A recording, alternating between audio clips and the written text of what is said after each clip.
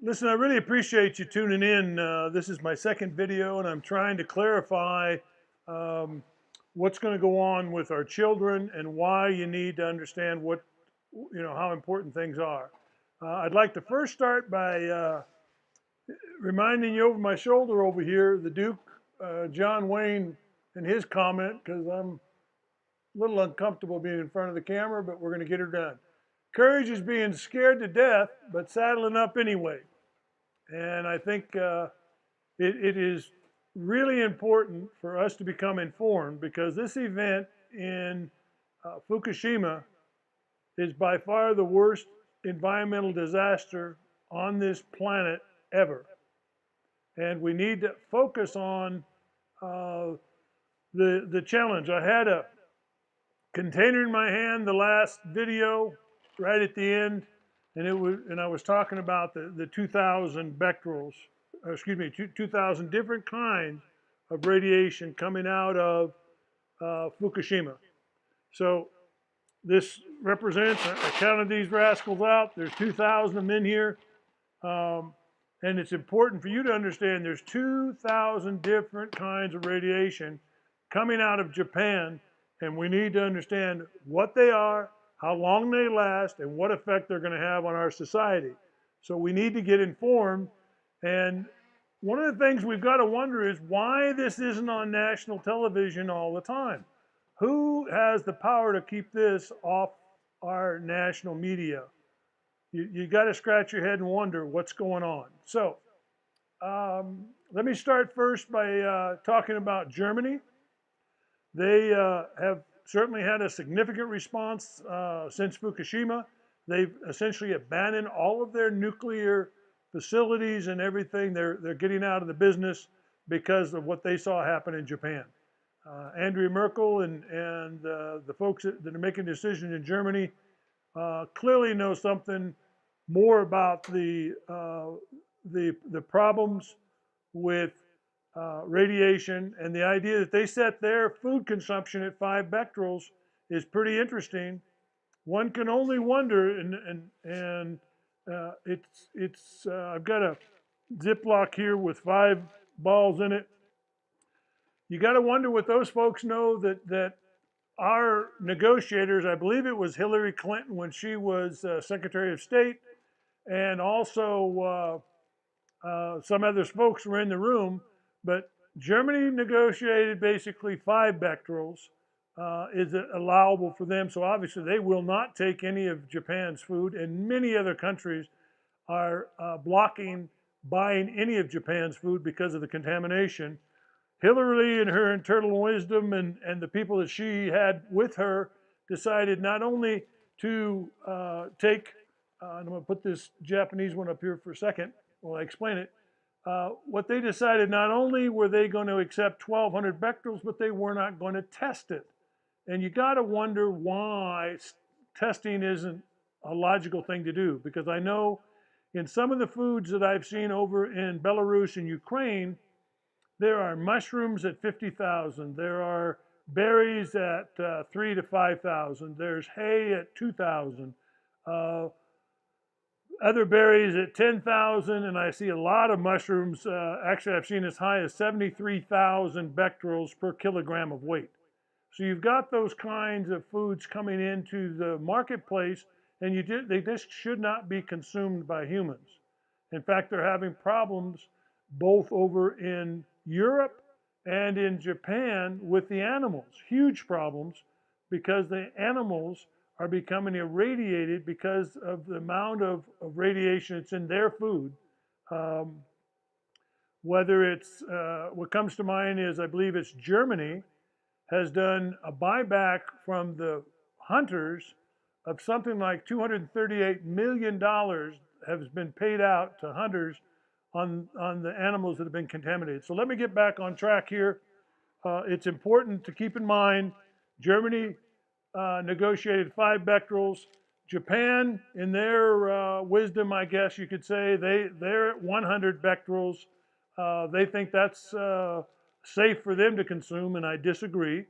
And keeping in mind, Germany is 240 times less than we are at 1,200 becquerels here. This was again negotiated. Hillary Clinton and other folks in meetings just after Fukushima happened negotiated these numbers. And for the life of me, I can't figure out what they were thinking. So what I would like to do is talk about the comparison of the different effects that these radiations, different kinds of radiation, are going to have on a fetus, on a young girl, young boy, and then an adult male, which is the nuclear standard over there. So this container here represents the 1,000 balls that are the different uh, effects that are happening to the fetus inside the womb of a pregnant woman. So a fetus is affected to uh, the amount of 1,000 times more being impacted by radiation contamination. Again, it's simple to understand. Anytime you have a lot of growth going on, you're much more susceptible to radiation.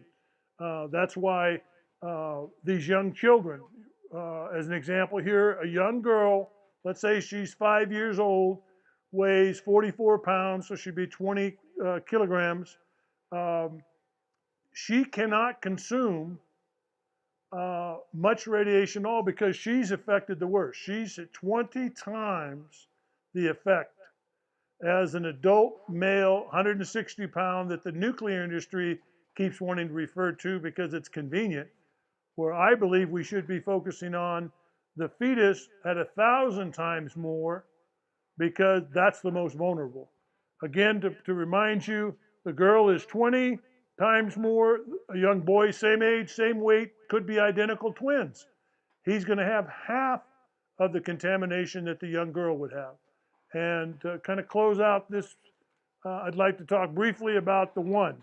This is the industry standard. It's a 160-pound adult male, and it makes little or no sense that this would be where they'd want to set the bracket. They should be concerned about the fetus at 1,000 times, and they keep talking about this. It makes no sense. Last, I'd like to talk briefly about the water.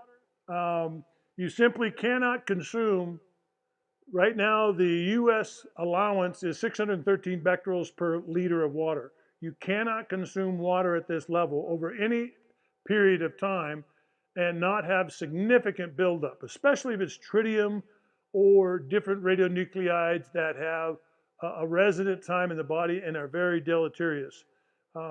So I think it's important for you to understand that we cannot consume food at 1,200 becquerels per kilogram of weight. We cannot drink water at 613 becquerels for any length of time at all without getting in serious trouble. Coming full circle, before I wrap this up, I want to mention a couple things. One is our friends to the north, the Canadians, they are using a different type of reactor. They're much more vulnerable than we are because their reactors are producing between 10 and 100 times more tritium. So they need to understand their current allowable per liter of water is 7,000 becquerels per liter of water for tritium. And that's, in my opinion, is a death sentence. It makes little or no sense. Keep in mind, I'll have future videos coming out. My next one is going to compare the numbers. It should be pretty interesting. I apologize for the length of this, but it's important for you to understand the number of radionuclides coming out of Fukushima, what Hillary negotiated, and how vulnerable our young babies are in the womb is a lot more important. And I'd pose a question to you in closing. Who's cut the telegraph lines in the Old West when the Indians or the bad guys didn't want people communicating? They'd cut the telegraph lines so people couldn't talk to each other. Who has the power to stop the information from moving, whether it's ABC, NBC, Fox, CNN? Why aren't we being informed? We hear every time that Hillary coughs or Trump coughs, you know, anything happens, any ridiculous event, we hear about it, but yet no one is talking about what's going on in Fukushima, which is the worst environmental disaster in the history of mankind. And it just boggles my mind who has the power to keep that quiet. Who's cut the telegraph line so the rest of us don't get informed? I think we should know that answer. I think if we pay our governmental agencies to do their job and they're refusing to do their jobs, then we should fire them. It's important for us to be on top of this issue, be informed, and make informed decisions. So I will explain more about the telegraph line being cut in my next video, as well as give you a much better sense of the math that's involved in this. It's important for you to understand how this adds up and how quickly, so that you can make an informed decision about what's healthy for you to be consuming and your children and your grandchildren. I appreciate your time and consideration. Thank you very much.